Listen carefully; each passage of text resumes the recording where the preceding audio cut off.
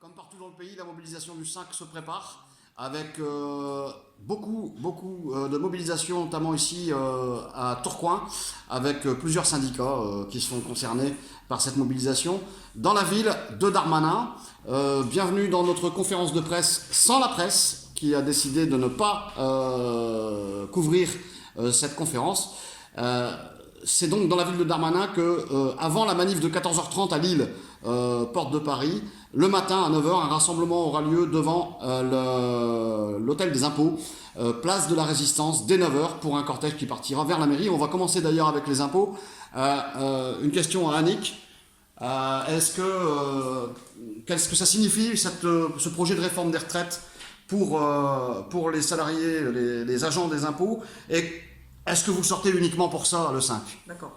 Donc déjà, enfin d'une manière générale, c'est une perte, totale pour tous les salariés. Donc effectivement, en tant que fonctionnaire d'État, on est concerné. Donc c'est une casse sociale totale, donc plus de solidarité. Quand on voit la réforme par points, donc voilà, la solidarité intergénérationnelle n'existera plus. Donc plus particulièrement pour les fonctionnaires, notamment les fonctionnaires des finances publiques, nous il faut savoir que notre salaire est constitué de 30% de primes.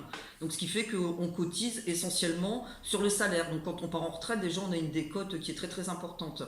Donc là, le gouvernement nous dit que pour nous mettre à égalité, parce que le but c'est de faire une réforme universelle, que tout le monde soit à égalité, hein, bien sûr c'est un mensonge total, donc il faudrait que les primes soient intégrées dans notre salaire. Donc sauf que pour faire ça, il faut débloquer 25 milliards d'euros. Donc comme on sait que le gouvernement, soi-disant n'a pas d'argent, mais nous on est quand même bien placé au niveau des finances publiques pour savoir comment récolter l'impôt, hein, puisque tout le monde sait notre travail. Donc voilà, donc nous ce serait une perte sèche, donc on a fait un calcul pour un cadre C, donc qui est le plus petit cadre de la fonction publique. Il y aurait une perte sèche de 300 euros par mois, avec s'il n'y avait pas l'intégration des primes, donc net, hein, par mois de perte de retraite au niveau de la retraite. Et si ils trouvaient 25 milliards d'euros, donc on a quand même des doutes, on aurait une perte sèche de 150 euros par mois. Donc c'est vraiment c'est catastrophique quand on sait que nous on a quand même des tout petits salaires. En plus, cette réforme s'attaquerait encore plus aux femmes qui travaillent énormément chez nous aussi, hein, comme dans le privé, à temps partiel pour élever les enfants. Donc voilà, c'est une réalité, hein, il faut dire la réalité. Donc pour nous, on est vraiment concernés directement comme le privé, hein. Même si le gouvernement nous dit que c'est la grève de la SNCF, des transports et tout, donc personne n'est dupe, hein, c'est vraiment la grève de tous les salariés publics-privés. Donc voilà, ça c'est spécifique pour la DGFIP. On se retrouve donc le 5 décembre à 9h. Voilà. Pourquoi devant les impôts? Alors pourquoi devant les impôts? Parce que c'est notre ministre, hein, donc on l'a déjà rencontré de multiples fois, hein, qui nous sert sa soupe, hein, à laquelle on ne croit pas. Et donc c'est vraiment très symbolique. On a déjà fait une manifestation l'année dernière, donc on était 500 ici, donc on a fait le centre des impôts de Tourcoing vers la mairie, pour alerter le ministre. Et donc c'est symbolique. Donc là à l'appel de cette manifestation, donc on est en intersyndical, DGFIP.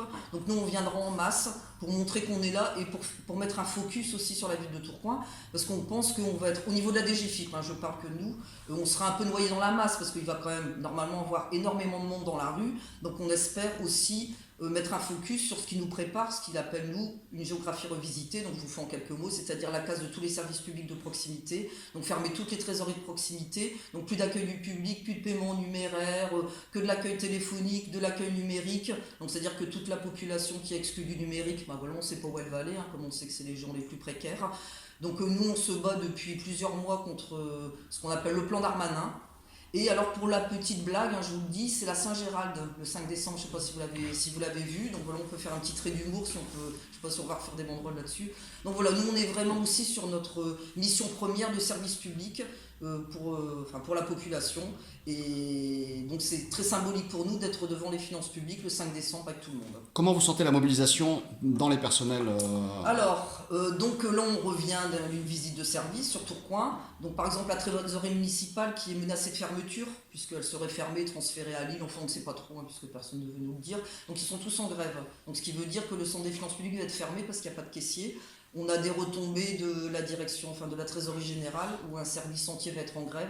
Donc nous on pense que ça va marcher. Alors maintenant on ne sait jamais, on se comptera, hein, mais je pense que c'est nécessaire. Nous de toute manière on tourne, on va voir les collègues, on leur explique ce plan désastreux sur la retraite. Et bon, on sent quand même des remontées ou des redescentes, ça dépend comment on se place. Je pense qu'il y aura une grande mobilisation chez nous, parce qu'on est vraiment concernés sur plusieurs plans. Donc rendez-vous jeudi, 9h, place de la Résistance à Tourcoing pour une première manif, et puis la deuxième, ce sera à 14h30, porte de Paris à Lille. Vincent, les communautés de Tourcoing, très impliqués sur cette question aussi, à la fois des retraites, mais aussi d'autres raisons qui vous poussent dans la rue. Alors effectivement, en fait, pour nous, c'est à la fois la problématique des retraites, mais c'est également en fait le millefeuille, l'accumulation en fait de la manière dont on nous traite aujourd'hui. Il faut savoir en fait que pour nous-mêmes, en fait, cette retraite, c'est juste une couche supplémentaire en fait du traitement qui nous est fait. À savoir qu'aujourd'hui, en fait, quand on nous présente comme des nantis avec un mode de calcul en fait de notre départ à la retraite qui concerne les 6 derniers mois, il faut savoir en fait que tout ça en fait répond à un mode de calcul qui nous permet en fait de pouvoir partir avec une retraite plus ou moins décente, et qu'aujourd'hui en fait quand on présente ça, il faut bien savoir en fait que le mode de calcul, comme le disait la collègue en fait pour un fonctionnaire, quand on tient compte en fait des 6 derniers mois, c'est bien les 6 derniers mois hors prime, et que nos salaires en fait sont très en deçà en fait de ce qu'on peut espérer en fait dans n'importe quelle boîte à l'extérieur. Alors aujourd'hui, nous présenter comme des nantis, ça nous paraît assez scandaleux. Je reviens également en fait sur la réforme et son mode de calcul en fait par points, qui serait indexé a priori en fait sur le PIB. Faut savoir en fait que le PIB aujourd'hui on le connaît, on ne sait pas quel sera le PIB de demain, et donc on voit tous en fait là où on veut nous emmener, à savoir en fait une baisse drastique en fait du traitement de nos retraites. Et aujourd'hui elles sont déjà pas élevées en fait dans la fonction publique territoriale. Il faut savoir en fait que nous on a accepté à la base, fonctionnaires territoriaux, une forme de deal si on peut dire, à savoir en fait un traitement moindre mais certaines garanties. Aujourd'hui en fait toutes ces garanties sautent les unes après les autres, à savoir la garantie de nos emplois, la pérennisation en fait de nos services, une garantie en fait d'un service public de qualité, un droit à la retraite, etc. Tout ça aujourd'hui en fait c'est en train de voler en éclats et sans jamais aucune contrepartie. Donc on nous parle de ruissellement, on nous parle de théorie de la cordée, etc. Nous ici à Tourcoing comme ailleurs en fait on n'a rien vu en ce sens. Et bien au contraire, en fait, pour la grande majorité de nos salariés, en fait, c'est un recours quasi systématique en fait à des contractuels de droit privé. On zappe complètement en fait le statutaire, et aujourd'hui, à travers les nouvelles réformes en fait qui sont tombées pas plus tard que l'été dernier, c'est la porte ouverte en fait à ce mode de fonctionnement. Et aujourd'hui, on est plus ou moins une espèce en voie de disparition. Et c'est donc à ce titre qu'on sera mobilisé devant le parvis de la mairie le 5 décembre. Et vous serez mobilisés nombreux, j'ai cru comprendre que là aussi... Alors effectivement, en fait, en ayant fait pas plus tard que ce matin le tour dans les services, etc., l'appel à la mobilisation a été entendu, et notamment auprès des plus fragiles, etc., pour qui ça représente un énorme sacrifice en fait d'avoir le recours à la grève. Aujourd'hui, en fait, tout le monde est partie prenante, en fait, et c'est donc collectivement en fait qu'on défendra nos droits. Pour nous, en fait, il y a un mot d'ordre, c'est ça suffit. Ça suffit, que ce soit les sapeurs-pompiers, les finances publiques, la Poste, la SNCF, les services publics dans la généralité, mais également les privés d'emploi, les gilets jaunes, etc. On se rend compte en fait que dès qu'on parle de réforme, en fait, c'est forcément un nivellement par le bas, et pour nous, en fait, ça suffit. On s'aperçoit en fait que le compte n'y est plus, et qu'aujourd'hui en fait c'est uniquement parce qu'on a la volonté en fait de maintenir un service public, parce qu'on est professionnel en fait dans nos métiers, qu'on réussit à maintenir un niveau de prestation, mais c'est certainement pas par la motivation ni de faire une carrière, ni d'avoir un emploi en fait qui nous apporte les garanties nécessaires à pouvoir vivre. Voilà. Salvatore, l'hôpital de Tourcoing, donc toujours sans maternité. Non, je sais même pas si les agents de l'hôpital ont eu le temps de se pencher sur ce qui les attend pour la retraite, dans la mesure où déjà ils ont tellement de raisons de se mobiliser. Ouais, tu as tout à fait raison de préciser que la maternité, on a dû fermer. Il y a une petite avancée, soi-disant qu'à partir de février l'année prochaine, on aura des sages-femmes, enfin ça va réouvrir. Bon, pour l'instant, elle est fermée. Le personnel est mobilisé sur Roubaix, donc ils doivent aller sur Roubaix pour travailler. Ça, c'est nouveau aussi. Là, on a eu aussi des fermetures de lits au niveau d'autres services dans les EHPAD. On a eu des problèmes aux urgences. Enfin, bref, il y a des problèmes partout. On est les services publics. Alors, la différence avec mes collègues, c'est que nous, c'est des êtres humains. Au bout de la chaîne, c'est quand même toi, moi, et tout le monde un jour ou l'autre, enfin, j'espère pas, mais... a besoin de soins. Voilà, donc la différence, elle est quand même là. Depuis des années, on nous supprime du personnel. On met des emplois précaires pour les femmes, des contrats à temps partiel.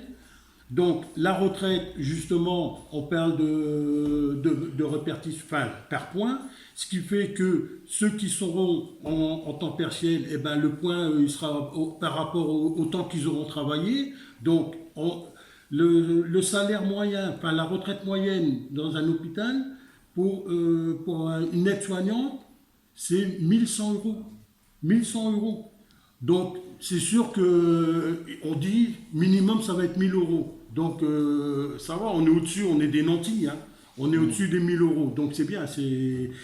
Donc, après, ça fait des années qu'on se bat pour avoir un service public, pour avoir un hôpital digne de ce nom dans une ville comme chez nous. Encore ici, vous avez vu, il n'y a pas longtemps, au SMUR, le décès d'une personne parce qu'il n'y avait pas de SMUR, il fallait attendre 1 heure avant qu'ils arrivent, et c'est ce qu'on veut faire partout.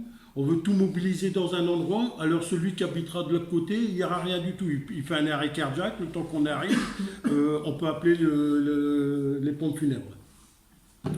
Alors, il y a aussi notre comité de privé d'emploi qui se mobilise pour le 5 décembre. Ils ne sont pas là, mais ils ont aussi des choses à dire, bien évidemment, avec la dernière réforme, entre guillemets, qui vient encore fliquer davantage les chômeurs. Et les stigmatiser. Elle est stigmatisée. Et puis, on a aussi notre syndicat étudiant lycéen apprenti.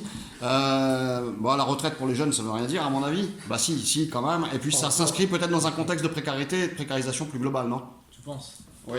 Et est-ce que vous arrivez à mobiliser ici sur Tourcoing? Bon, effectivement, on pourrait penser de prime abord que la problématique des retraites ne concerne pas les futurs travailleurs, donc les étudiants, les lycéens et les apprentis. Or, je tiens à préciser que le gouvernement a pour plan B, sur proposition notamment du secrétaire général de la CFDT, Laurent Berger, la clause du grand-père, c'est-à-dire de ne réserver cette réforme d'allongement de la durée du travail et puis de la baisse des pensions qu'aux futurs travailleurs. Donc évidemment on est concerné d'emblée de jeu. Ensuite, au-delà de ça, on a nos propres revendications, effectivement, puisque les étudiants, les lycéens, les apprentis sont touchés par des réformes dans les services publics et plus particulièrement de l'enseignement, la loi OR, Parcoursup, etc.